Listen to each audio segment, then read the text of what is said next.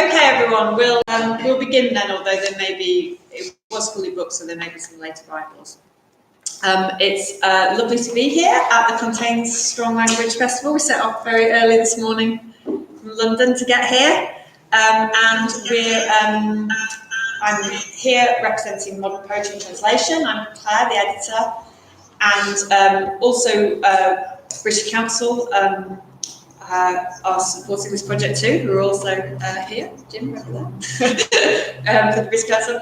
And we've been working together, Modern Poetry and Translation and British Council, over the last year on a really big, ambitious project that the British Council had to bring poets together from all over the Maghreb region, North Africa, so from Libya, Mauritania, Algeria, Morocco, Tunisia, and 10 of the best emerging poets from the region came together last summer in Tunisia, along with 5 British poets, all of whom have an interest in translation. And it was a beautiful week, beautiful sea to swim in and lovely food, and we kind of hung around and made friendships and connections, all of which was really important. And also the poets translated each other. Now, some of the Maghreb poets only had a little English. Some of the UK poets didn't have any Arabic. Some did. Adam is here today. He's a great linguist. And Martha's learning Arabic, but some of the other UK poets didn't have it. But how we worked was we used translators, and the translator John Peake made these brilliant kind of bridge or literal versions, one of which we've got on board today. And poets just spent hours, basically, talking to each other about the nuances of every line. It's a really lovely process. Not only do I think it leads to really lovely translations that work and sing as poems in English, but it's just a way for poets to really get to know each other and learn from each other and learn about process and really talk about the nitty-gritty of language and the nuance of every word in a way that I think is really enriching for everyone involved. So they've been working on these new translations for a year, and we were very pleased this summer to publish this issue of Modern Poetry and Translation, The Illuminated Paths, focus on poets from the Maghreb, which we'll be launching this evening. If anyone wants to come along, it's a free event and it's going to be just a really, really good reading. At the Hull Truck Theatre at 7 o'clock. So we're very happy to be at this festival, to have been invited to this festival to launch it.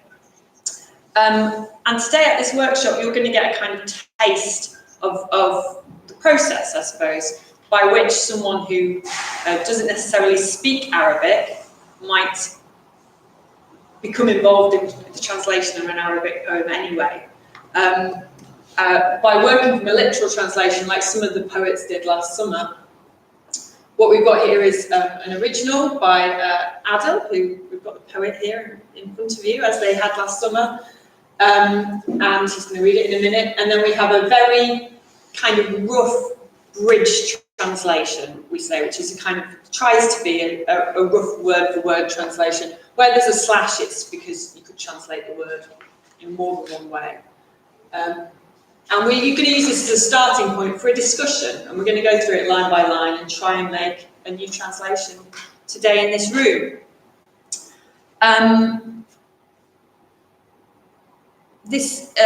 Ed here is live streaming this event. He's also tweeting. I don't know if any of you have seen, but the workshop has also been up on our website, and I think over 20 people have already sent in.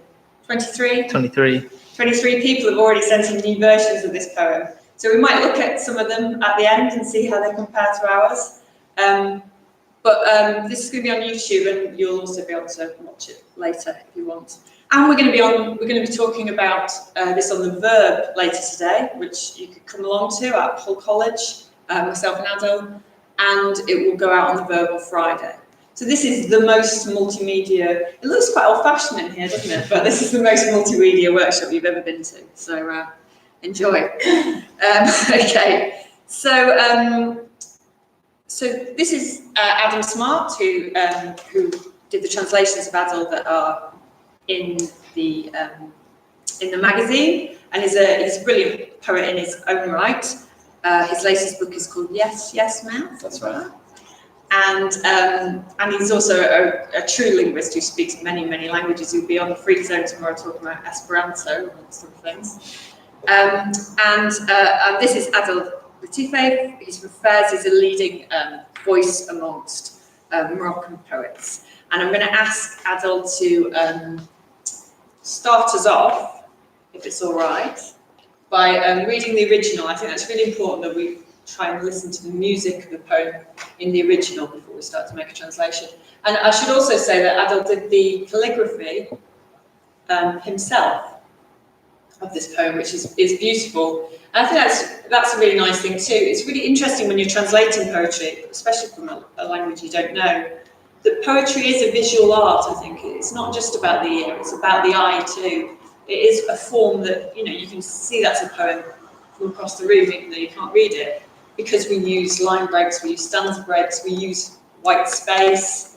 So I think it's really interesting to when you exercise, if you're translating from a language you don't know, which is what we're doing now, to really listen to it, but also to really look at it and see what you can think about this poem just from looking at it on the eye, what impression you get.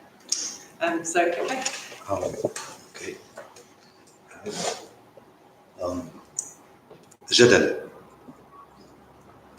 في الجدل النازل بين النار وبين فراشة حمرة خديك الفكرة بسمتك نقيض والقبلة تركيب ناري لهما في الجدل الصاعد بين النار وبين فراشة لا شيء سوى عينيك عيناك سماء عيناك المطلق. So, in brief, but we're going to argue about that for the next 2 hours. Thank you. So I'll just read out the literal, which was very generously given to us by John P. Debate. In a falling debate between the fire or hell and a butterfly or moth, the redness of your cheeks is the idea, your smile is, and possibly opposite contradiction, antithesis, and the kiss is a fiery assembly or instrument of them both. In the rising debate between the fire/hell and a butterfly/moth, there is possibly nothing but your eyes. Your eyes are sky or heaven, your eyes are the absolute. Your eyes, the absolute. So we can see already, what impression do we get already from this poem? Any immediate responses? That there is a rhythm within it that's almost powerfully understated, and there was 2 repetitions at the end of the reading that was not quite a full stop, but an invitation, felt like an invitation. It's really interesting. Any other kind of first impressions? It seems to me that there's this idea of 2 things, where in the translation it says that the opposites or contradictions.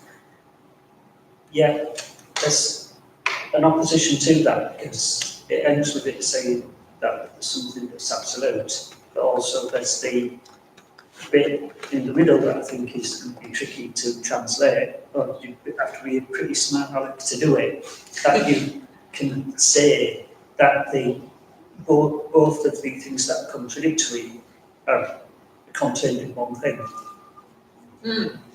Yeah, I mean, it's quite a short poem, and in some ways it's, even from this literal, we can see it's perhaps quite a simple poem in its language, and it's very kind of classic poetic imagery. But it already looks like a nightmarish complexity to translate at the same time as it's simple, doesn't it? Okay, so do you have any So yeah. I was going to say that the first line looks crucial to me. Is debate and the exact word, or are the possibilities there? How does a debate fall?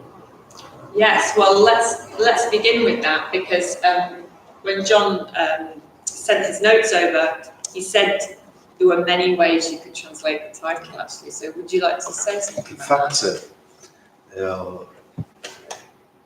the word jadal, the title, is in Arabic the Arabic form of the philosophical concept called dialectic. So in translating, making the translating bridge, they put, they didn't see that, and they put, because jadal means also discussion. This means also arguments between two things, but it is used to describe or to name the philosophical concept called dialectic. So, as who know about this concept, there is two forms of dialectic. This is the descending dialectic and the ascending dialectic. The ascending dialectic, mainly presented by the philosopher Hegel, has an ascending form. The idea, the thesis, after this the antithesis, and after this the absolute. For him, the reality is in the ideal. In the ideal, he is an idealistic philosopher. The other form, which is descending dialectic, is presented by materialist philosophy, especially by Marx and Hegel. So for this concept, the descending dialectic starts with the thesis in the history. After this comes the antithesis, and after this the synthesis, and this synthesis becomes a thesis, and so on. You know, so that's why they call this form of dialectic descending dialectic. The poem or the poets in the text uses this pattern to describe the face, or to describe his beloved woman. This is before all. This is an amatory poem. So he uses this pattern to describe the beauty of the face of this beloved woman. So that's I think that's the main idea. The main. So I could say that the real translation to Jadal should be dialectic, not debate. Makes more sense now. It's become more complicated. Yeah. I was thinking, what is this falling The debate? falling, yeah, I didn't realise. In English, there's no such thing as a falling debate. But after the explanation, it makes sense. But then it's become more complicated now with all your different kinds of Because it's not two dialectics. sides of the coin, is it? It's describing the same coin in two different ways, rather. It's Oh, not- that's it's- interesting. It's Yeah. not opposites, is it? It's a different way of looking at the same thing. Two ways of looking at the same thing. Is that right? These two types of dialectic. So in philosophy, these two types, these two patterns are two ways to view the history, to view society, to view the world. You know, as I said, Hegel is an idealistic philosopher. But for Marx or for materialist philosophy, they are on the ground, as we can say. They are describing the world without things, without ideal forms of thinking. It's easier to understand now you've clarified what, Yeah. that it was particularly, I couldn't do any better than that word debate, because unless you explain dialectic, like, I'm not exactly 100% what it is, but it's clearer now. Yes, Later. so debate isn't quite the right word, is it? When you say the falling faith is non-symbolic, would that be a way to look at the rising debate? So is it a form of symbolism? If we are okay to translate Jadal by dialectic, we will not use, after this fallen debate, we will use descending dialectic, which is a philosophic term, a philosophical. Would that still be used in, forgive me, I'm Concept. not philosophical, would that be used in English, that descending dialect? Yeah, descending dialectic. This that exists in English. Yeah, descending dialectic and ascending dialectic.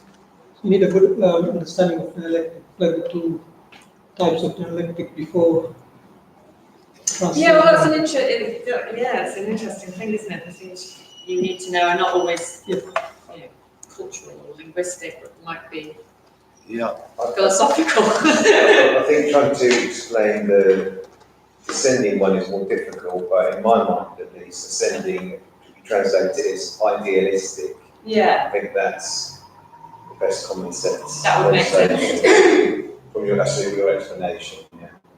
Right. Yeah, well, that's an interesting. Sorry, Jim, did you have a question? Only just to perhaps go back to the meter a bit.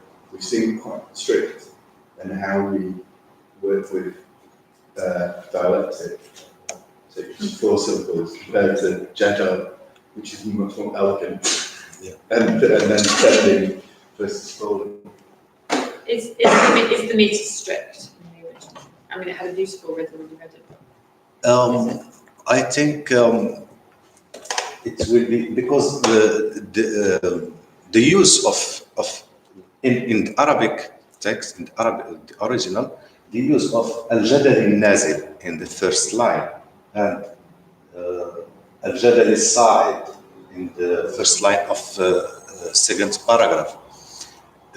This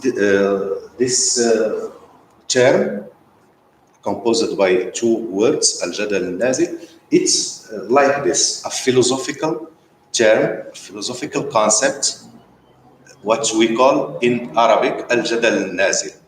But me, as a poet, I discovered some music in this form of spelling this word al-jadal al-nazil. This is rhythmic. The same thing for al-jadal al-sa'id. I think translating the music or translating the rhythm would be a hard thing. But for me, as a suggestion, I think that living or searching the right term in English, I searched that, the right term in English, which means this concept of dialectic, because the architecture of the poem is based on those patterns, on those two patterns. If we use another words to describe descending dialectic or ascending dialectic, we will, I think, the reader, the English reader, should be or would be confused. But if we put this, it's like a technical term, and this is the main concept about the architecture of the poem is based. So in my opinion, we should use the real technical term or philosophical term, which means this al-jadal side or al-jadal al-nazil. I mean, that brings up a really interesting question about translation, which is what you prepared to keep and what you're prepared to lose. And all translation, you do that, but in poetry, it's particularly heightened because you can't possibly keep everything. You know, do you want to keep the assonance? Do you want to keep the meter? Do you want to keep the internal rhymes? Or is the meaning more important? And I personally, there are some poets who always translate into rhyme. Some translators who always translate into rhyme. There are some who only believe in translating into free verse because they think that just gets in the way. It's being decorative. The meaning's what's important. Ted Hughes, who was the co-founder of Modern Poetry and Translation, famously always translated into free verse. He never tried to put the meter back in, even to someone technically complex like Ovid. So those are the kind of polar opposites, and then most translations happen somewhere in the middle. And I personally believe you should come to every poem, every translation, and make a decision based on that poem or translation, and think, well, this one I need to keep the rhyme. It's actually, the form's really important, but it's a sonnet. Or when I've worked on co-translations from the Somali, I've kept the alliteration because it's all structured around alliteration because it's so powerful. But then sometimes you think, actually, I've been working on some co-translations from the Hungarian, and all her poems rhyme and use meter because Hungarian poetry generally does. You just think, actually, it's not that important for this poem. That's just, all her poems do that. It's more important for this poem to keep the meaning, or it's more important for this poem to keep the precise language. So it's also important to listen to the poet, I suppose, and what they feel is important about why this poem is important to them. So that's really interesting to hear from you. But for you, this is about very exact language. And moving away from that would be a mistake. It seems to me that the poems are like two different approaches to poetry. Mm-hmm. Because you have the materialist, physically based first poem bit, where you have the red as the cheeks, the smile, the kiss. Mm-hmm. It's all very grounded, it's all very physical. And then in the second, you jump to the metaphor, your eyes of the sky. And that's, it's a very different sort of poetic approach, isn't it? Yeah. So, well, it's all. Yeah, there is a form of contrast. So it's, I think, because a writer or a poet, when he writes something, as I took from my experience, he can't see all the explanation, but after this, in meditating in what he wrote, he can say this explanation. So I think the poet, when he was describing, as you said, material things, touchable things, cheeks, kiss, and smile, he used the materialistic Falling.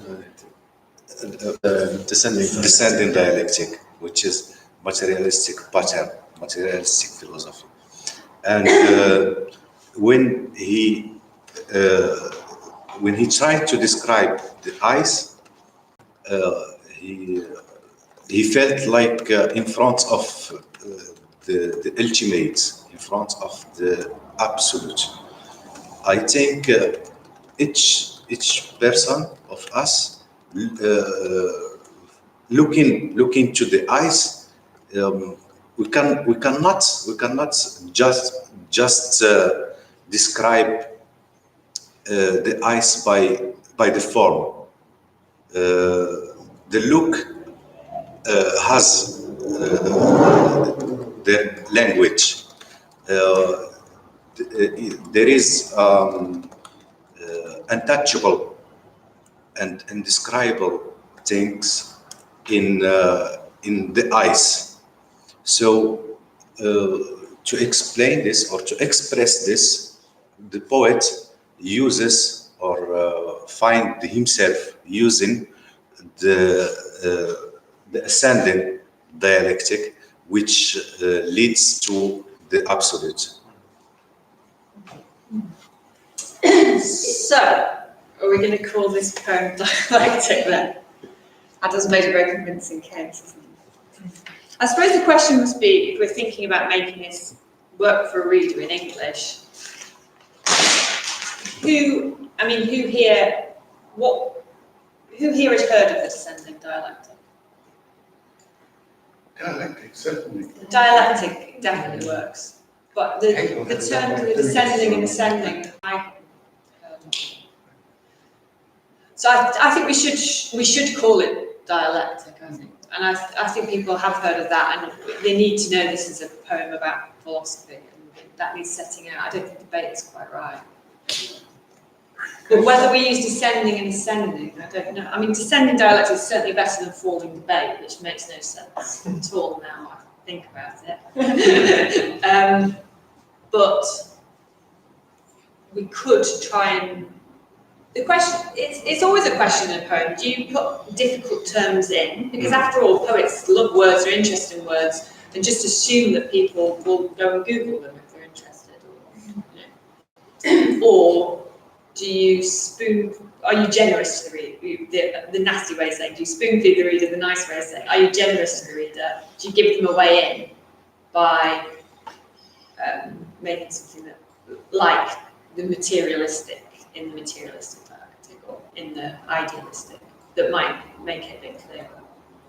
Might be something as a materialist, or something that has an idealist, or something to get a contrast. Something obvious. I was just thinking that the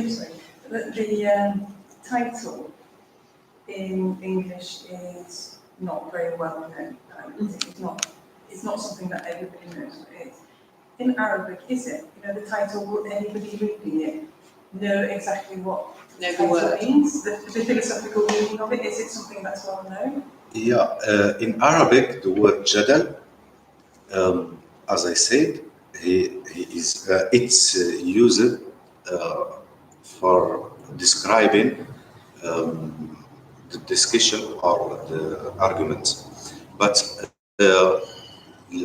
who has some basis on philosophy could know that this is about dialectic, and the indicators of this is the two terms. This is why I think we should keep them, the two terms, the two forms.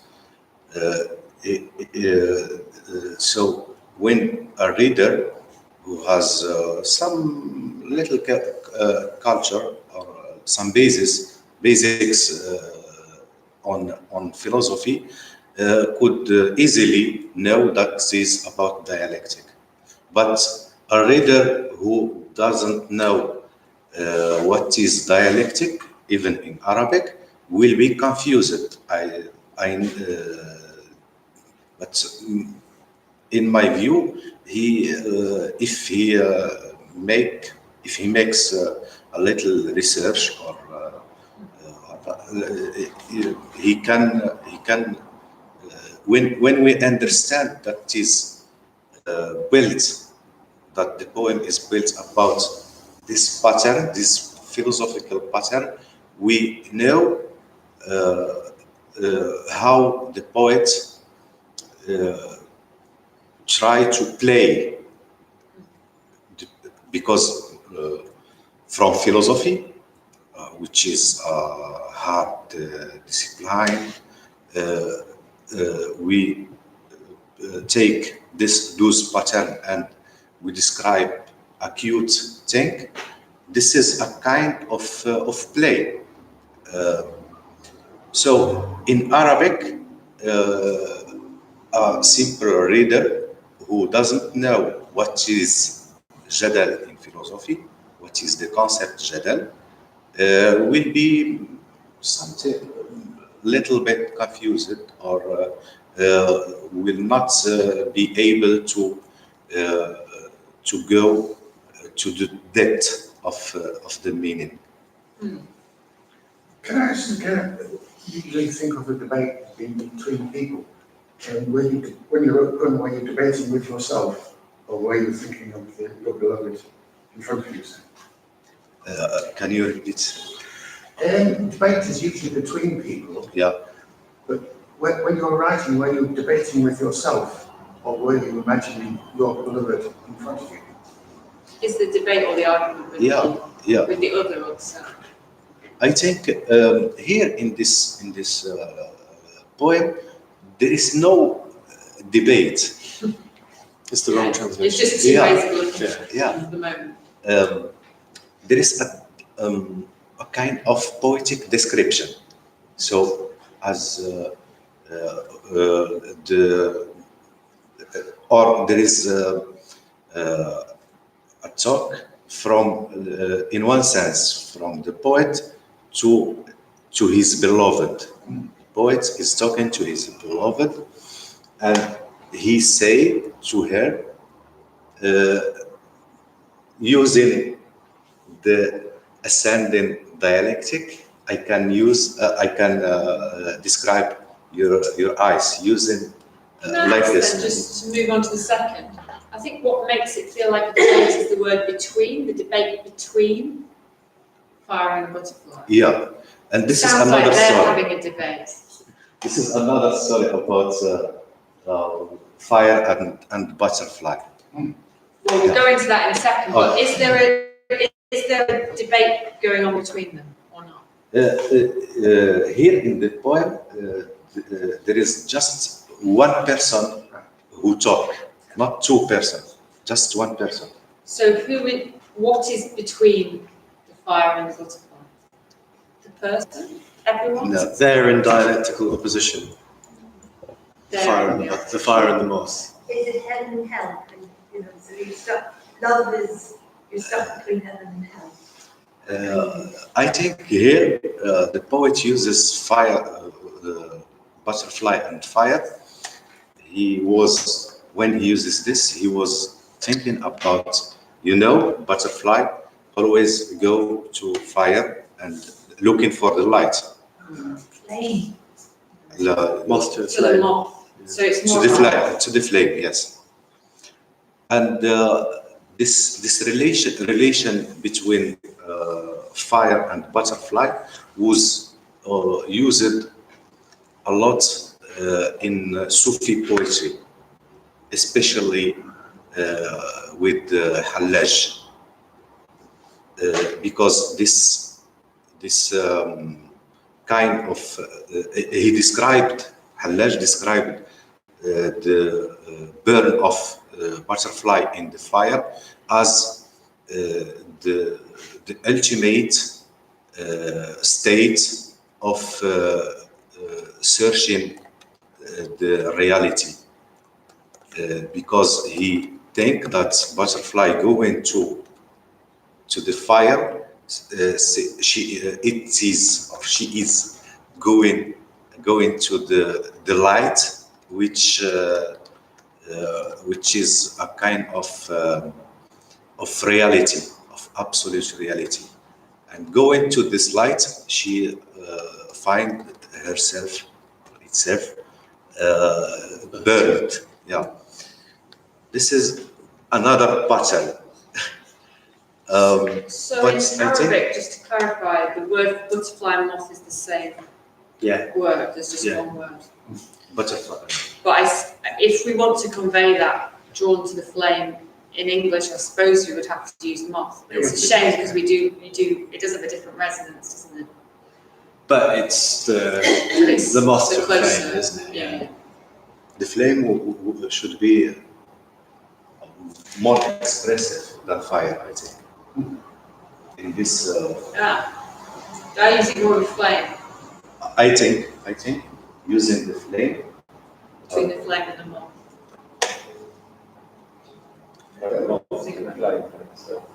English expression. Yeah. It is a bit of a cliche. Although if you say the flame and the moth, you are freshening it slightly. It's not the usual order.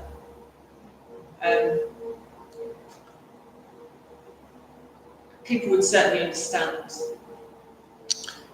I mean, another thing to think about is just culturally. In the UK, we're very, very anti-cliche, and we think poetry should be so original. But in other traditions, that's not necessarily the case, and it's a positive thing to draw these images that are used again and again over the history of poetry. I'm assuming the original Arabic is much more fresh and alive than what we're, why we're. Yeah. But I'm just throwing that out as it's quite an interesting thing to think about. Actually, we do have this obsession with not using cliches. But turning it the other way, I mean, having it the other way around with flame first and moth does do something to make it Freshen it slightly. So yeah, exactly. Make it a bit less cliched, and it is that way around in Arabic as well. So you get the close to the original point as well. Okay, so at the moment we're in the descending dialectic between the flame and the moth. We don't want the and at, do we? Between a flame and a moth? Flame and a moth? I thought the idea that the cocoon might be a butterfly or a moth. That's what you don't know. You see the cocoon. It would be great, but how do we convey? Well, I just Yeah. saw that as an idea. I was trying to understand what the poem is all about, to be honest. Misinterpreting it, but still. Is the redness of the cheek meant to parallel the fire? It's the redness of the cheek like the flame. Yeah.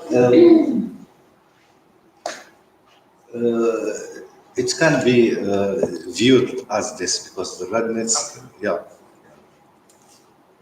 I think the poet was inspired by this redness to think about fire.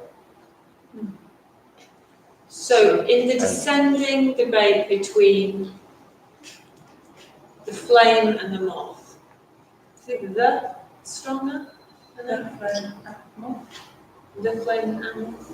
But is it supposed to be it's not really a flame and a moth, is it? It's more like the eternal moth and the eternal.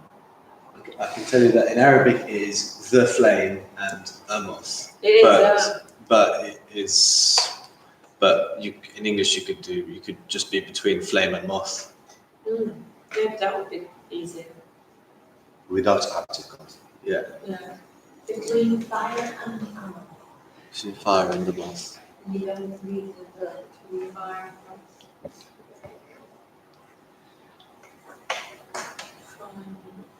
But by keeping the flame and moth, the two words, you're still talking about something that's very well known, but it's not the cliche. Yeah. Yeah. But you kept the words so everybody knows what you're talking Yes. So just flame and moth on their own. And the descending dialectic between flame and moth. Should we try it? I'll write that down for now. Yeah. That we can always go back. It's only a short poem. But we're already 45 minutes in. So I'm going to write something down. Start with the title. Is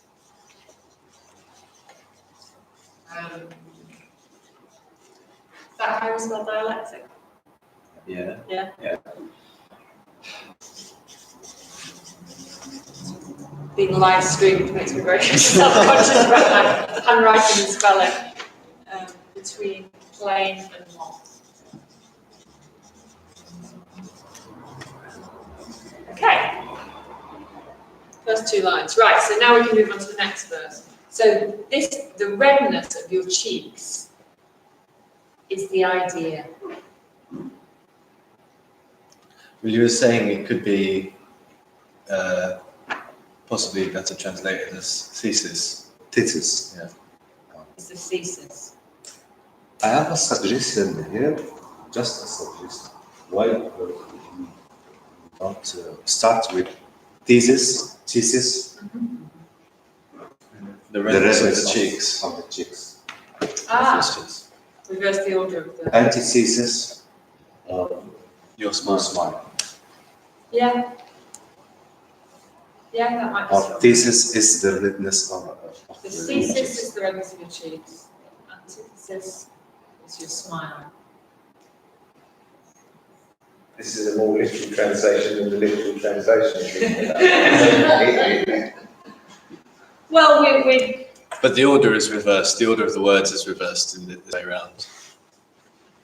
yeah. I mean, it is making it, it's interesting, isn't it? Because in John's translation, it feels very kind of simple and universal. And the route we're going down now, but this is Adil's intention, so it's really interesting to hear from the poet. But it's moving quite far away from that, actually, isn't it? Into extremely intellectual.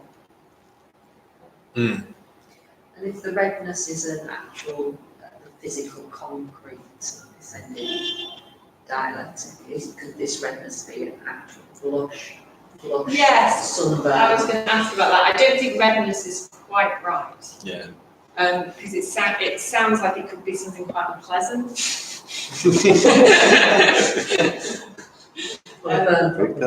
Yeah. not, it's Yeah. internal, but it's the Yes. manifestation of an internal heat, isn't it? Possible. So what were you imagining? Is it more kind of a traditional, beautiful blushing cheeks? Redness might be different in comparison. The smile, a positive sign, and the kiss, the resolution. Oh, that's interesting. Yeah, is it to show embarrassment, Yeah. redness of the cheeks? Yeah, because of embarrassment, because of shine. This, Shyness.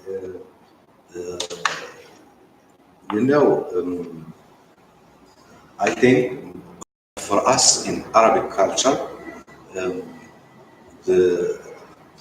this redness coming from when girl is Shine.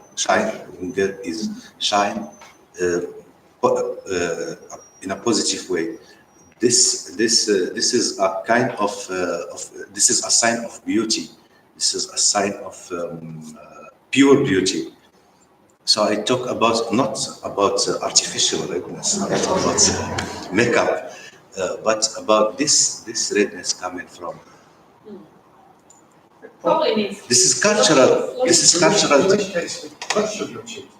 Blush, yeah, I think maybe blush is closest, because that suggests it's natural, it suggests the shine. Suggest the redness is inward. That's Yeah, that's probably the closest. So the thesis is the blush of your cheeks. Or is your blushing cheeks, or it might be some other way of formulating that. The thesis is, what sounds good? The thesis is the blush of your cheeks. Are we happy with that? I think we need to wait and see what we want to do with next. Yeah, maybe we do. Commit to thesis. Well, if we're going to use antithesis, then we need to use thesis. They kind of balance each other out. But if we wanted to make it, there would be I mean, the other thing is with translation is there's lots of equally valid versions. We're perhaps being swayed towards one version because we've got the poet here, which is great, so we actually find out what his true intention is and what he wants. But certainly there would be you could do a good version that was less academic and was playing with the idea of the smile as the contradiction of the cheeks is a nice word, for example.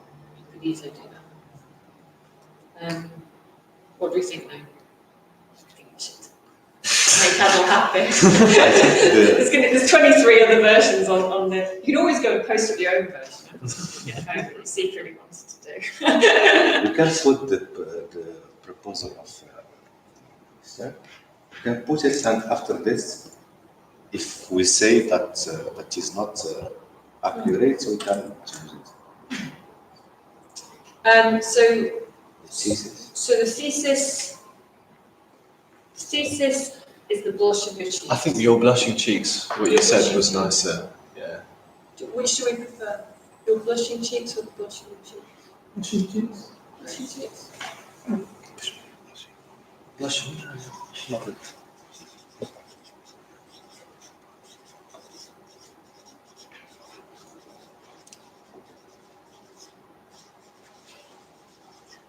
Okay. So then the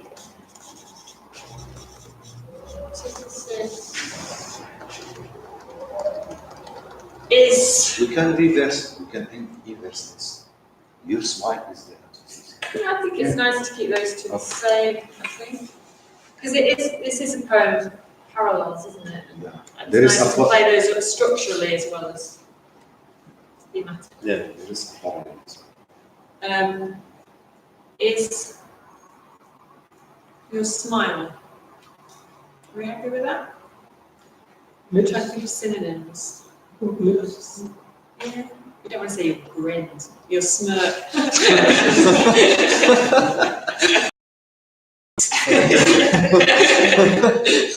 So the smile is the opposite of the blush, because the blush is kind of modest, and the smile is welcoming. The blush is shy, but the smile is encouraging. Is that the idea? I don't know if poets searched or looked for a real opposition. I think he was just trying to philosophize this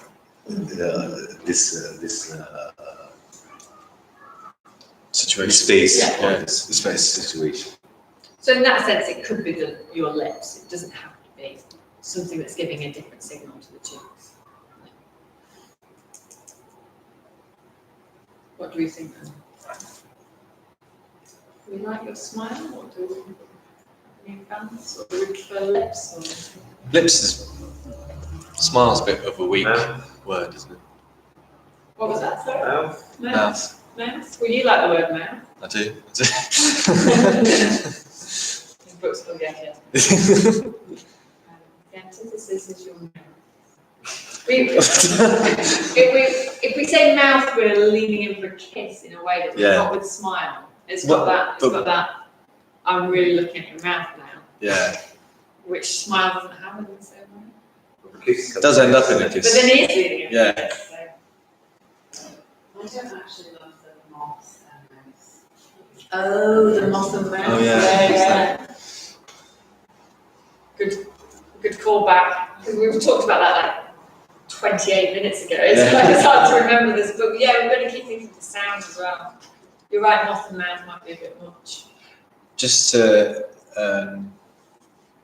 like a point, the reason that it's in that "and" is in brackets there is because it's the second line of that, the second part of this where it says your smile is the antithesis. It really is. So there is no the there. It's not. The first one it is the thesis, Well, you could translate it just as your smile dash antithesis. This is the thesis is blah, antithesis this. Yeah. So We I don't know. We don't have to follow we that. don't It's need about the, just we saying don't that's need what. the is, we could just say the antithesis was. Yeah, which sounds kind of nice, and then it's less. It sounds a little bit clunky if we repeat it.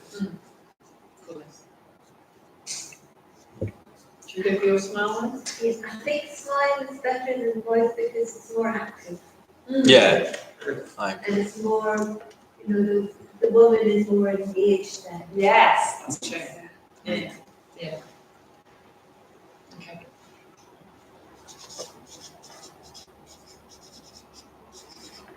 And always before a kiss, there is a smile. Yes.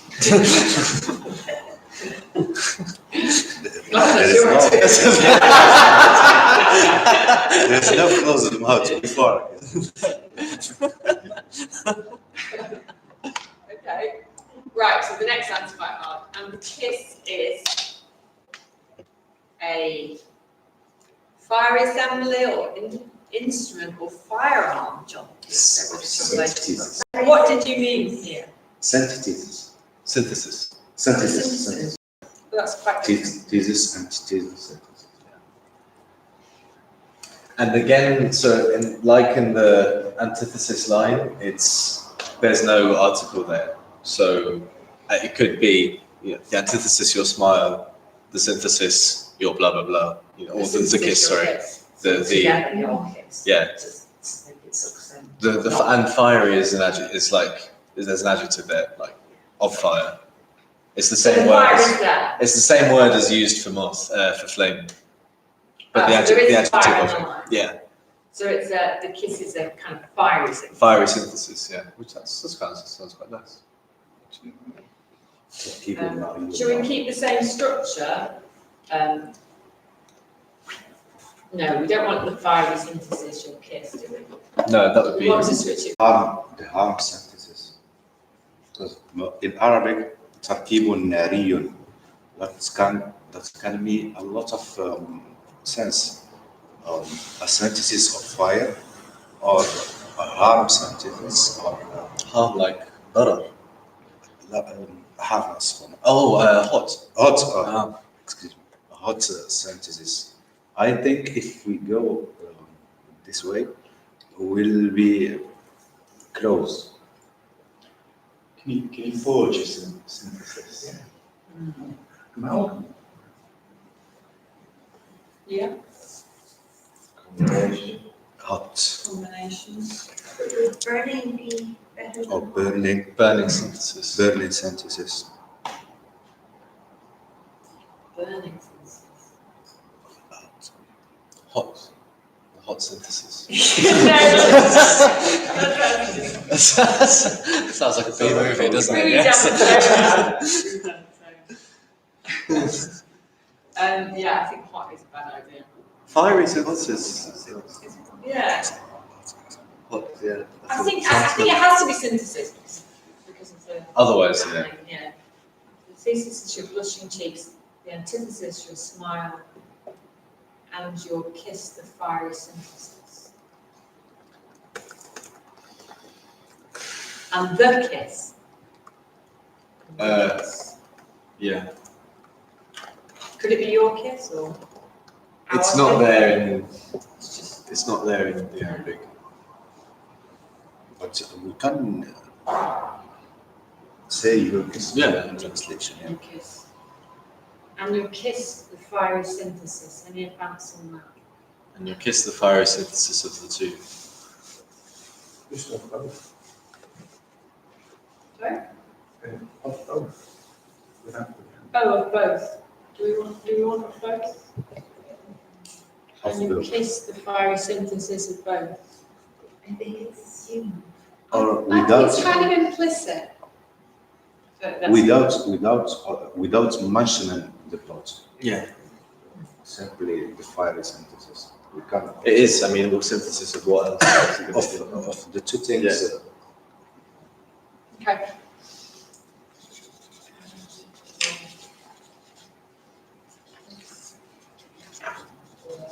It might be nice without the and.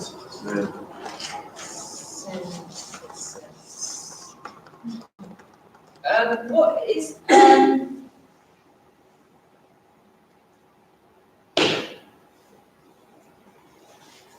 maybe. And is there in Arabic, but it doesn't add anything, does it? In Arabic, we Does have that something? Like a rhythm. Yeah. I quite like. Well, just because we're switching the order. Yeah. And kind of, just make it close slightly.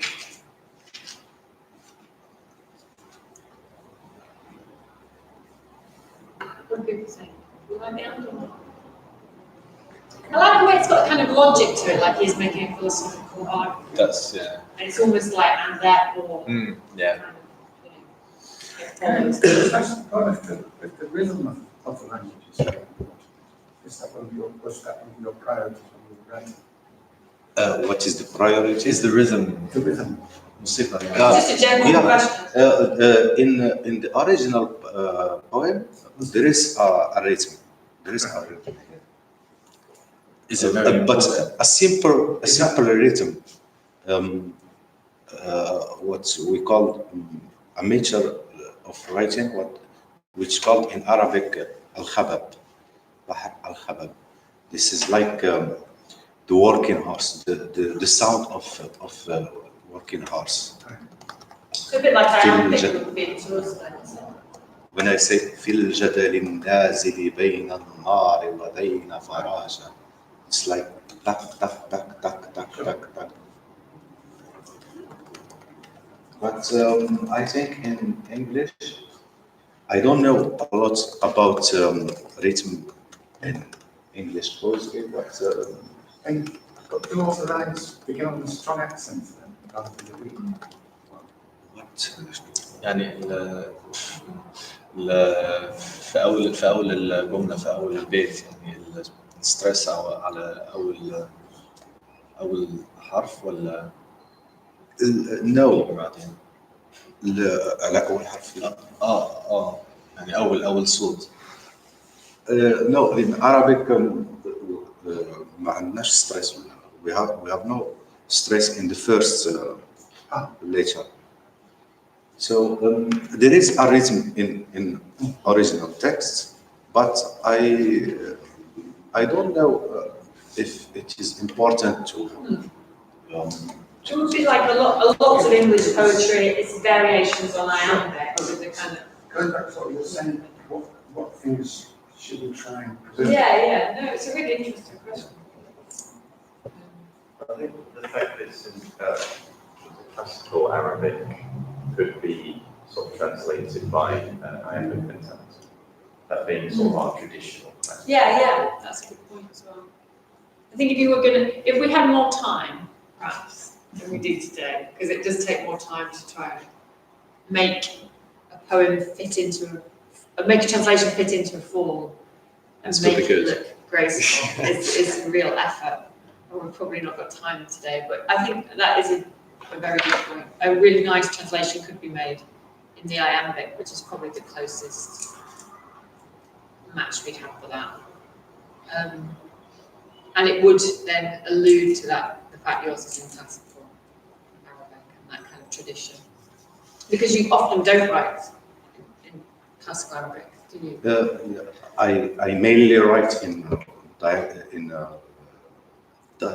dialects, Arabic, Moroccan dialects. But from time to time, I like to write in classical Arabic.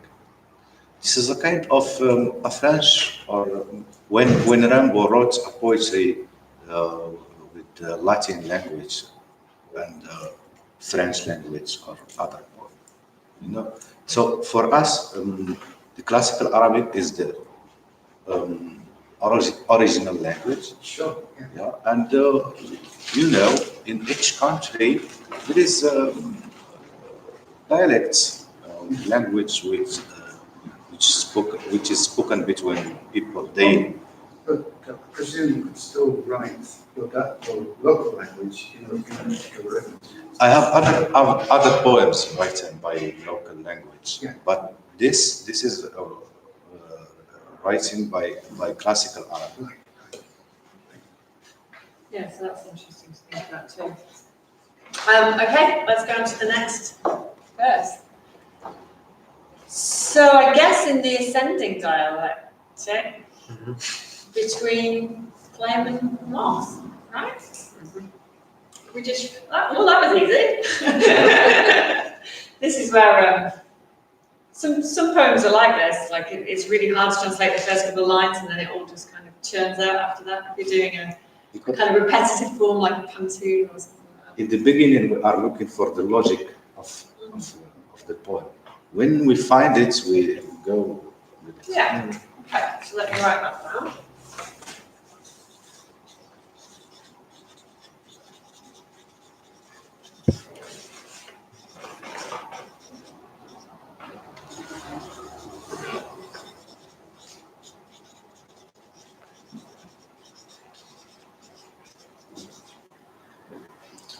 Right. So this is the kind of idealistic way of looking at the love object. There is nothing but your eyes. Your eyes are sky or heaven, your eyes are your soul. Okay, it's nothing but you. Yeah, so we don't need the there is. There is. What do you think? Can we delete? Yeah, just that. Yes. Just like a bit more emphasis. There is nothing. There is but your nothing. eyes. Yeah. Just nothing but your eyes. I don't know. What do people think? I'm not sure actually. Do we like the there is or? It's a continuation from the previous line. Yeah. It flows more easily. Yeah. And I do think we need that sense of a flowing argument, a logical progression perhaps. That means we shouldn't get too concerned with making it as few words as possible. Like, Yeah. a bit romantic.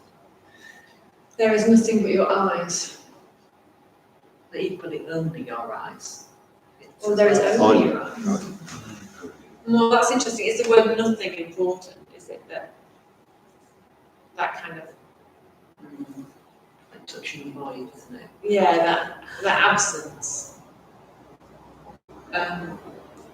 Is it there in the It says nothing except your eyes.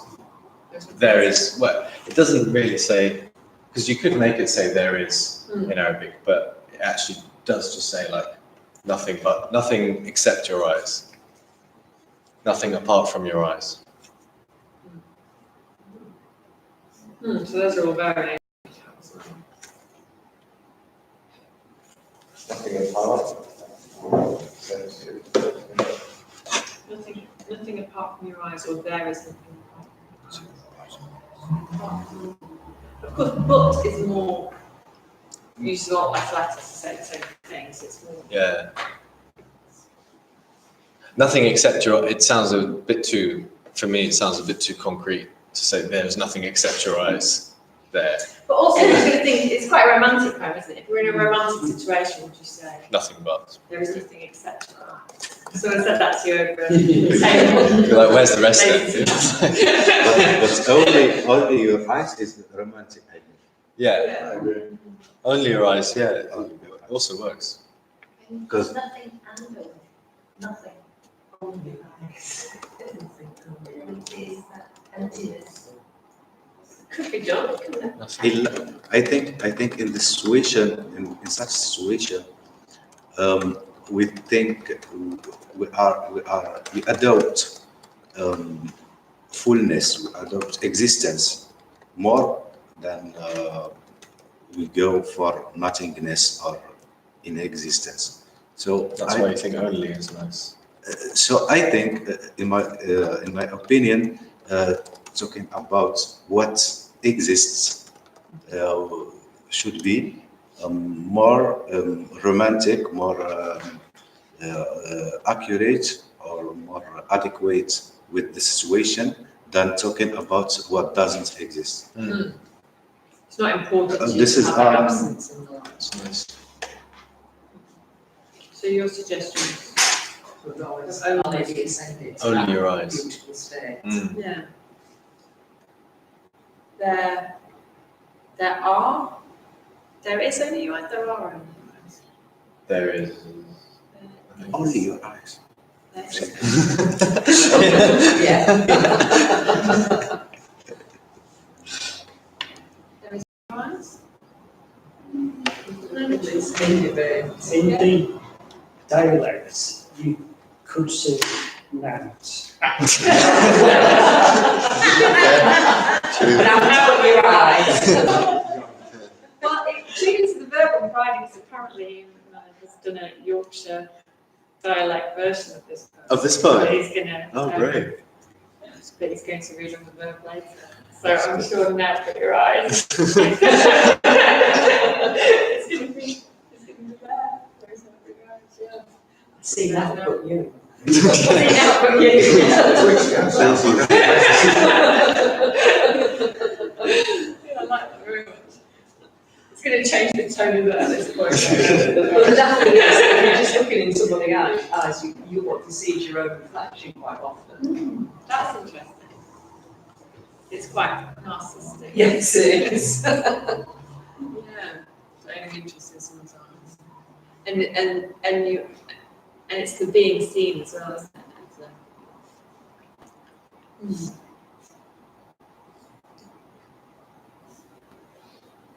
But it's also about that connection. So there is only your eyes, are we on at the moment? There's only your eyes, there are only your eyes. I think if it's that way, then I think with just as you said, only your eyes is nicer than with the there is. Just only your eyes. Yeah, because also in that It has got the situation, rhythm. both there is and there are sounds both sound kind Yeah, of wrong. both sound like it should be the other one. Yeah, exactly. And then the next two lines, because they're going outwards, aren't they, as well? So you start here and you're going. Oh, that's Out. interesting. I like The that idea, ascending. that kind of panning.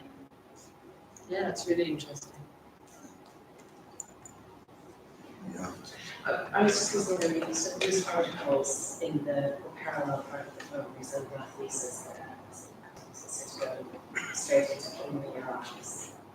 Use some of that.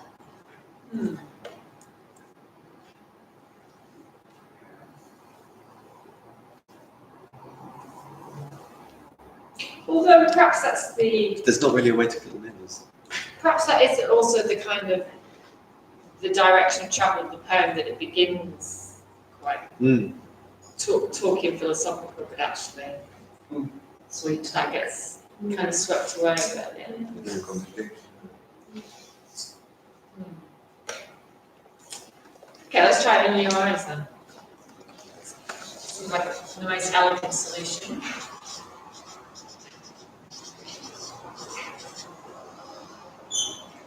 The heaven, the absolute. So heaven has the same kind of connotations as heaven would in English. So What I wrote in Arabic is sama, which means sky. But yeah, sky. But it also Yeah. it also has the meaning. It's not the word for heaven, but it has that meaning as well, more than sky does. It's not the heavens. It's the word for sky, yeah, but it has heaven, the meaning Has of the heaven as well. It has the connotations of heaven more than it does not in on the English. nose as heaven does. It's not the word for heaven, no. It's not one of the words for heaven. You weren't referring to the colour of the sky. You weren't referring to the colour of the eye when you use the word sky. It's not It's not blue. for the color. I think it's for the aspects of absolute infinity. Oh, so you think more about space Yeah. than blue sky, infinite. Well, I quite like Jim's suggestion then of the heavens. Because it isn't That quite, was more sky, isn't it? isn't quite as on the nose as heaven, No. but it's very much there. Could you firmament or something like that? Is that Yeah, It's playing with that classical Arabic thing, isn't it, and that tradition. So, kind of makes me think of Shakespeare, like John Donne. I'm inclined towards sky because I feel I can see it better. That's interesting. Feel like seeing something. Are there any other words for sky?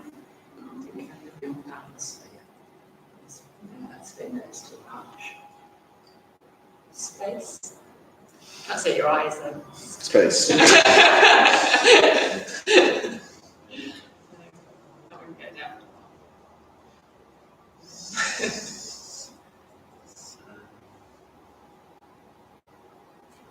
Or is this an instance where you go, right, what's the meaning? Does it mean infinity? Does it mean oblivion or something like that? Just go for that. Yeah. I mean, did you mean heaven in the sense of, just I couldn't be happier than it's like the perfect, like that idea of heaven?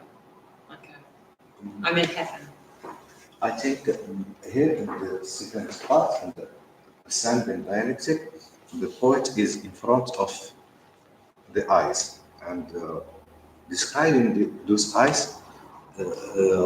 He cannot, find something to compare. So he is like in front of infinity, in front of absolute.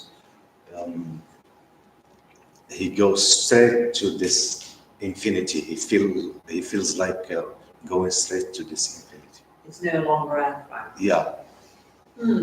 So actually, heaven isn't the most. Because that's why I wrote لا شيء سوى عينيك, only your eyes, or nothing but your eyes. There is nothing, not like in the first paragraph. There is the first thing, the thesis, and the antithesis and the synthesis. But here in the second paragraph, there are not these three terms. Just straight to the antithesis, straight to the ultimate, to the infinity, or and sky here is a symbol more than the sky as we know it. It's a symbol of So it's your limits. a limit. Your limit. Because I don't think of sky as limit. I think the sky is a lid, basically. Yeah, infinite space is not what I think of. The skies, but that's a horrible rhyme with eyes, actually. The sky. Yeah. Rise the skies. But then heavens is. Heavens is. It's because you can have multiple ideas. Yeah, and it's infinite, and it's. Yeah, I was trying to think if there was a noun for celestial, Yeah. but you can't just say celeste, can you? Yeah, that would Unless you're talking about someone's cousin. Yeah. And sweet is a little arcane. It's used, but it covers lots of different meanings. It's sort of astronomical. Rise to the heavens. Yeah. Does sound a bit old-fashioned. It is, yeah, it just sounds like traditional, but I think it is that kind of poem. It was written in classical. I suppose I think it's the okay. antithesis of heaven and hell that you get as well as Within the poem. Flame in heaven. Yeah. Yeah. It's very English, isn't it? No, now it made me think, we only use the heavens when we say the heavens open, it's about rain, basically. No, astronomy. So Astronomy. is there. Yeah. Oh, it's zodiac now. Twin. Could I? Even though I've really gone off it, because eyes, but also your eyes are the heavens. Makes you want to attribute one eye to one heaven. Heaven A and heaven B. Okay. Oh. Can I make a suggestion? Yeah. Well, if we if we put in the word divine, what kept sky as well? Divine. Yeah. I'm not sure about divine, but I think your suggestion that we could qualify sky is not foolish. Like we could say infinite. We could use infinite sky or something. Or, Yeah, that's what, putting something with sky to make it. yeah.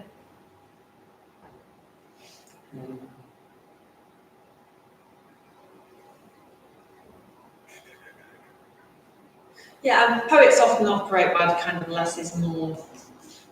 We always feel we've achieved greatness if we manage to get 6 words down to 3, don't we? But actually, as a translator, sometimes you do need to unpack slightly. It doesn't always have to be less words. Sometimes an extra word can be really useful. Every sky? Your eyes are every sky. Yeah, using something like that could be quite lovely, actually. What does absolute, what is the key to it, a contrast between absolute points that you need for sky and heaven? Like, is one supposed to be limitless and another supposed to be material? Is the absolute like the ideal, the top, the top Yeah, can you thing? explain it Yeah. yourself?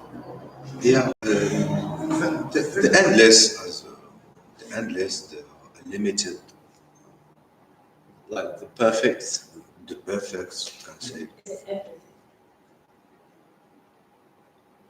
The absolute everything. Going back to the philosophical angle, presumably if you go around the cycle of dialectic, and you can't go any further, is the end of the line. In the end of using the ascending dialectic, as I said in the beginning, ascending dialectic is going for the ideal, the ideal idea, the ideal reality. So this idealistic view or this ideal idea is always eternal, is absolute, is endless. So ultimate, yeah. So it's moving towards a state of perfection. Metaphysical rather than the physicality of the first. Yeah. So you said endless then, so is it endless sky then? The eyes are endless.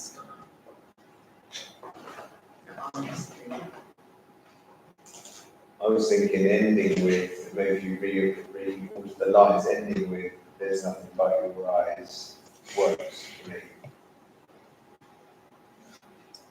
So what, having your eyes are, let's say, sky or something, and then your eyes are the absolute, there's nothing but your eyes.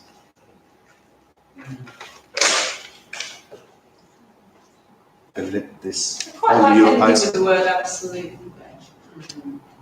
But you're saying the same, and you say there's nothing but. If you take your eyes are absolute to mean your eyes are everything, there's nothing but your eyes means the same. Well, that's one of the means of absolute there as well, isn't it? I'd rather like ending with a thought with knowing rather than an abstraction. Pinnacle.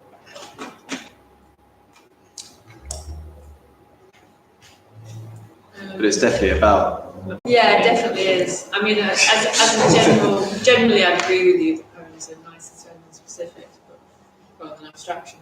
Although again, that's very much a cultural taste, English cultural taste. Because absolute contains both the descending and the ascending, isn't it? Yeah. Because it's everything, the absolute's everything, it's everything, isn't it? But is it more like a kind of tonic idea of perfect? All my little scraps of philosophy from 20 years ago. Because it was Plato, wasn't it? The kind of, if you saw this sort of shadow, Yeah, light like the shadows the of the ideal wall, but there's form. actually an ideal perfect. Yeah. Is it the same idea So that's as Plato? As the like. Yeah, as Plato. Yeah. the ideal, The ideal perfect, absolute thing. Of which Yeah, the everything else perfect is is- just a shadow or. Mm. So although it's and it is infinite, the absolute, it's got other, it has that meaning, the ideal, perfect, complete. Enough.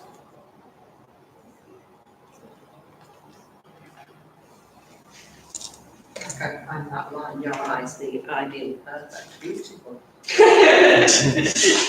It's gorgeous.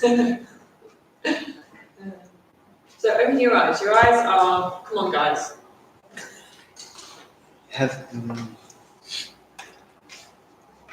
Endless sky sounds good, or infinite sky. Maybe another word is what we need actually, because I think sky is too narrow and heaven is too, it means something else. Infinite.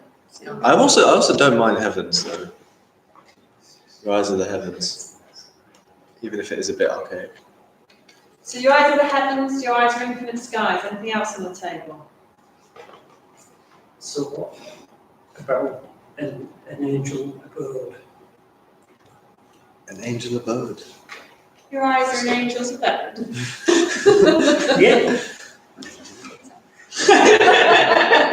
Abode is a place for some words and then Yeah, angel's well, abode. I mean, that would be A place for angels. a perfectly valid version, wouldn't it? But I think it's getting quite far from Adil's Intention. intention. Your eyes are absolute. Sounds like your eyes rule over me. Yeah, it does actually. Sounds like what, sorry? Yes. Same. I didn't hear. Your eyes rule over me. If you say your eyes are absolute. Absolute has that meaning as well. So they rule. يعني صوتها زي عيونك بتحكمني. The absolute does everything. The absolute is a God, or is God. So yeah. So we do need absolute. It has authority. It has beauty. It has all Yeah. everything. Yeah. Yes. So I think I agree, and time is running down. I think we should keep absolute. So it's just how we're going to get there. How about your eyes of the cosmos? Your eyes of the cosmos, The universe? the universe. We haven't used those. Your eyes in the universe. Your eyes are universes. Universes. Oh, your eyes are all I see, to take it. All I can see. Or We're losing though that pan. The There's something nice about that panning out, isn't there? From your yes. mouth and eyes to The the sky, universe. the cosmos. The cosmos, the universe. Milky Milky Way. Way. Solar system. Infinite atmosphere, maybe, your eyes. I think infinite might be useful. But infinite infinity. sky. Infinity. So you guys are infinity? Infinity. Or Rebecca Snitch's not sure about your eyes. Sounds a bit wishy-washy. I guess the sky is a specific thing that also makes you think bluer, colour, clarity, or sparkle, or all these other things. Whereas infinity is just an absolute. If we're ending on absolute, it's abstract, it's quite nice to have something we can picture in this way. Infinity sounds more mathematical. Or I suppose it's abstract. At the moment, I'm liking infinite sky most, unless anyone's got any plans. It's not perfect, but Endless sky. endless sky. I think endless is nice. Sky. Your eyes are endless sky. Yeah, that's got a nice sound to it actually. Or even unending. Unending sky. Unendings we can stretch the universe forever as it's stretchy anyway. Are we going to say though, only your eyes are unending sky is a bit of a clump. We don't need to say your eyes again because they're only your eyes, they're unending skies. Right, A bit like a pop song. yeah. Bit lyric, meta lyric. But going with sky is going to Yeah, kind of rhyme. you're. It's not a full rhyme, like sky sort of thing. It gives it that sort of ascending sort of characteristic, that eyes and skies and going upwards sort of thing. Only your eyes are in the sky. Your eyes are absolute. So around. Any thoughts on that? Only to, I don't want to like, because we've already written it down, but you could change it to your eye alone. Your So eyes the are low, eyes, so you don't get the rhyme. eyes doesn't end at the end, doesn't come at the end.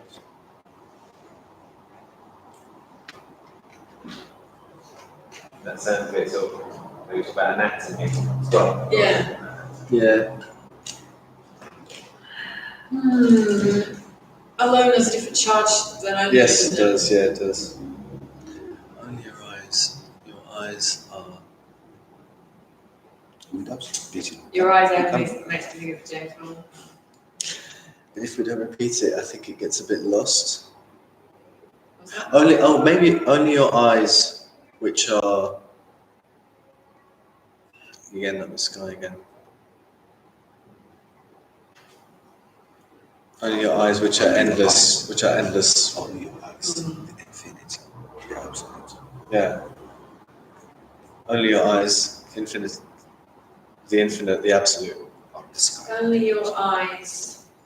Without Your repeating. sky is endless, or your eyes. Wanting a break, though, isn't it? Your eyes dash endless sky. Your eyes dash the opposite. How about, It's making the rhythm, isn't it? Using the rhythm. but it's the sound of eye and sky. Sound. Unless you reverse, you could have only your eyes, and then you could have dash. So only your eyes, dash, sky, unending, the absolute. Yeah, I don't think, well, depending how you want to keep the structure, repeating your eyes 3 times. Well, make it clear what you're referring to. You don't need to, yeah. Do you repeat it 3 times? Yeah. Yes. Yes. Is it exactly the same word? Yeah. So it's the same sounds. It's it's Ainek because it's in a case where it has to end in E sound, and then next to it Ainek. Okay, so it's Slightly different, just because the grammar demands different ending in the first one. So that means we don't really need to repeat the same word 3 times. No, no. So we could go sky and then. And it's mainly just because of having it. Unusual formulation. It is. Sounds quite nice. It's having sky at the end of the line is the problem, isn't it? Only your eyes, sky unending. Your eyes are absolute.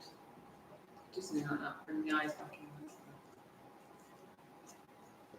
How do you feel about that? Only your eyes, sky unending. Your eyes are absolute. Any plans? Okay, and what are we calling this poem? Are we going to call it dialectic, or do we think that sounds a bit dry? How close is dialectic and dialogue in Arabic? Because dialogue implies the two. Can jadal mean dialogue? Yeah. I think we'll be more artistic if we put as a title dialogue. Dialogue, yeah. Debate. Dialogue. And it's like the reader will read the title dialogue, and while reading the poem, he will discover that is a philosophical dialogue. Dialogue gets you ready for the word dialectic as well. Yeah, I think that's a good suggestion. It helps explain the poem. Yeah. Okay, should I we try think- this then? We can still make changes. I think in poetry, as far as we are from direct writing or direct meaning, as far as we are more artistic, more aesthetic. Poetry, as I see, doesn't describe the word. It expresses the word. Yeah. Okay. So I have other suggestions if you want. Well, let's Just- read what we've got just- now. I'm just going a to read small this out so we modification. can all listen, and then we'll have a last. Just a small modification if you want. Just want to hear it. It's a formal. Okay. What's the modification? No. It's about descending dialectic and ascending dialectic. We can write the first letter in a capital letter. Should I feel that is So it's more clear. It's So that it's a thing. technical Yeah. term that you can. Are people okay with that? Yeah. Yeah. Again, it helps explain the poem, doesn't it? Yeah. Makes you realise that there's something here you need to look up. Yeah. Yeah, that's quite a good way of doing that. Can we hyperlink it? You got one of those whatever it calls at the bottom, couldn't you? I think it tells you A footnote. Yeah. Whoever does the Google Analytics is going to be later like, why is everyone suddenly Googling descending dialectics in Hull? Yeah. Why do we look at present? Okay, dialogue. In the descending dialectic between flame and moth, the thesis is your blushing cheeks, the antithesis your smile, and your kiss the fiery synthesis. In the ascending dialectic between flame and moth, only your eyes, sky unending. Your eyes are absolute. It's really nice. I think it's just cheek and not cheeks. And they- Cheek rather than cheeks, you think? Should blushing? Yeah. Yeah, it's a bit. Maybe it is nice. After that, yeah. Yeah. People agree? I think that's probably a good call, actually. It feels more like he's looking closely at one beautiful cheek rather than Not clown. yeah. Yes, It's not clear which cheeks on the body he's admiring. Oh, that's right. To go from, that's why we're able to go there. That dialectic descended, I think. I'm not really. I'm making a joke about I think the last line is leaving me a bit cold. Is it? I think that your eyes are absolute, because I think just with, you know, having now stripped it back a bit, only your eyes, sky unending, got rid of the flame and the moth, and, you know, your kiss of the fire. So like we've reduced a lot of the like smaller words, and so to bring in your eyes are absolute at the end. Your absolute eyes. I don't know, but I think ending with "there's nothing but your eyes" is sort of almost reiterating "only your eyes," and changing the order a little bit. Personally, that's one thing I like on the. Yeah, but I don't think it's not a complete redundancy. It's not just reiterating. It is reiterating, and this is a poem that has repetition in it.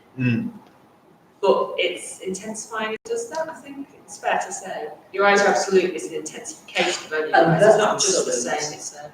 it's the R that bothers me. I think it's not. I don't mind your eyes. The? Your eyes, Your eyes. the absolute. That's I don't know. I'm thinking. I don't know. The absolute. The absolute. But making your eyes absolute, then you get rid of them.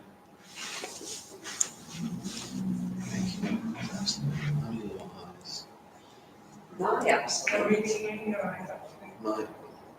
Oh, but then it can't be my absolute, can it? Otherwise, it wouldn't be absolute.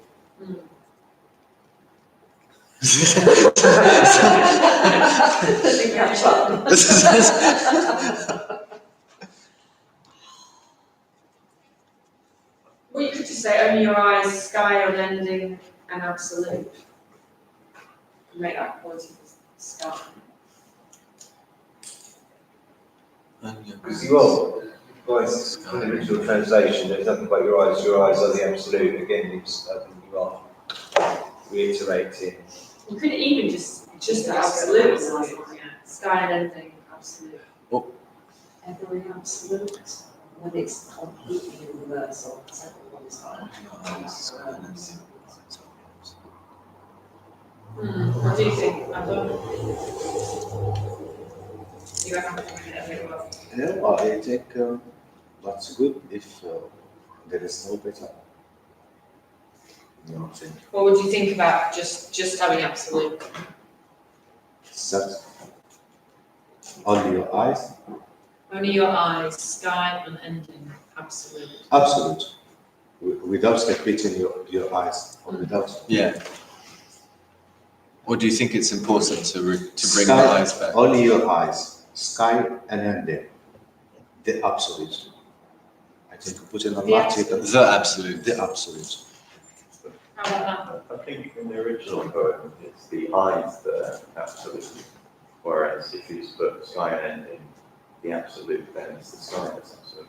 But the sky is the eyes, so it follows on. Only your eyes, which are sky and ending, which are. Only your eyes, sky and ending, absolute. I think it's clear that that's quality of the eyes. That's more poetic. What do you think, Adam? Does that solve your problem? I like that.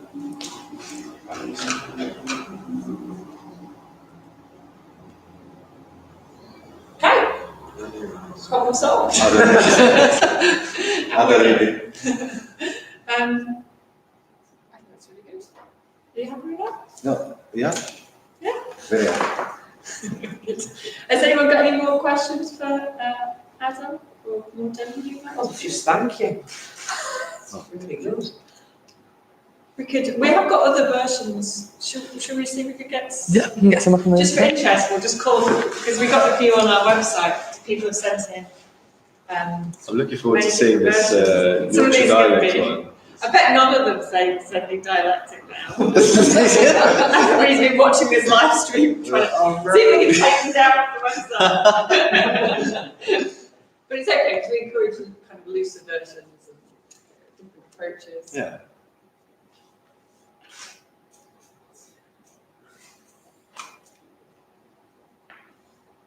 And if you enjoyed this, do follow us on Twitter, and we regularly put up these kind of online workshops, and people enjoy a little challenge and having a go.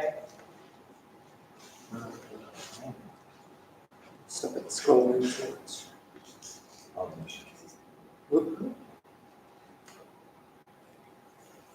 The compelling interplay between fire and water. The kiss is a fierce instrument. That's quite nice, yeah. The fervent interplay. That's a bit saucy, that one. Yeah. You see the next one? Right, so they went with that limit. So that's more of a loose version. It's the doorway to eternity. Yeah. That's interesting. I think they're falling through a lot of people because they didn't realise about the descending dialectic, as it seems John Peake didn't, so understandably. So can you magnify?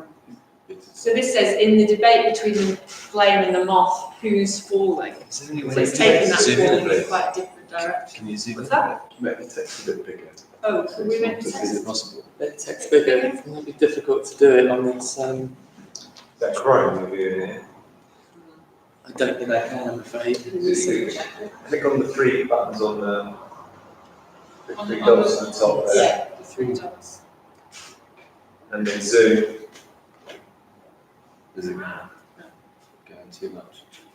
There's Oh, yeah. Just can't quite get it on one page, so can you? It makes the website changes formatting. Right, sorry. Is that any easier? Yeah. Unfortunately, this computer is quite unreliable and a bit old. It's making it. It's not our computer, it's the library. They've all got different A lot names. of text. Yeah. I did see one flash past then called Dialectical. So Oh yes, there was, wasn't there? yeah. Fire. Firefly. It's a little bit. The fire in the butterfly man. Burning in a fiery kiss. In the revelation between fire and flighty moth. The idea, capsules, is your blushing cheek. Yes, it's antithesis. I think this person understands the descending dialectic. It's cycle.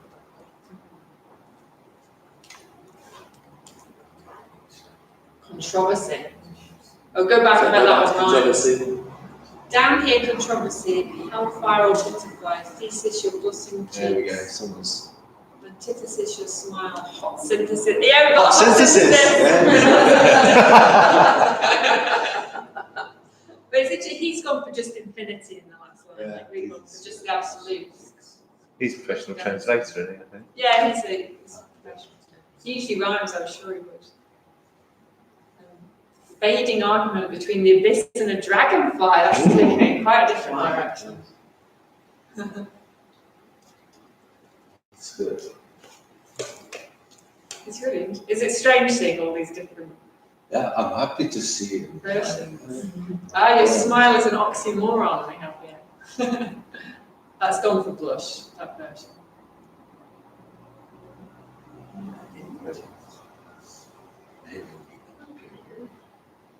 But the kiss is a bullet. That's a much more violent vision.